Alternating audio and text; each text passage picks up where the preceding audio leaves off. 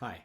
So in this problem, we're going to take a look at we're going to take a look at a problem where it's asking you what is the rate law for the following reaction. And in this problem, it's also mentioning that you have to assume that both reactants are involved in the expression for the rate law. Now, sometimes in questions like this, it'll tell you that, both reactants are involved, and sometimes it's going to not say anything.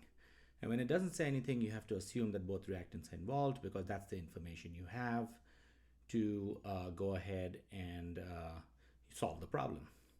So if you look at this problem out here, you have nitrogen plus 3 hydrogens giving you 2 NH3. The key thing to remember, don't let the coefficients, the 3 and the 2, fool you.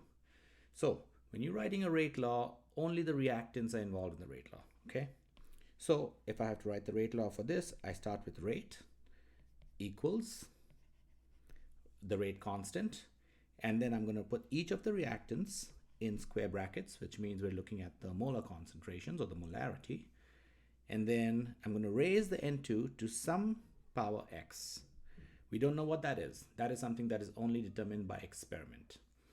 And then we're going to put the hydrogen, which is the other reactant, in square brackets again.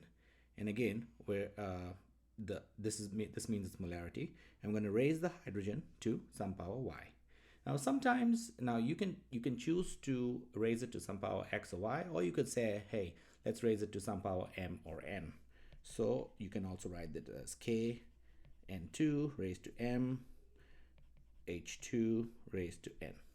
You can choose a or b. Doesn't matter. The goal out here is to just raise them to some powers x and y or m or n, so that you're going to solve it when you're given additional information to figure out what those powers are, and that'll help you determine the order of a reaction with respect to each specific reactant and then the overall order of the reaction. I hope that made sense. Thank you for watching.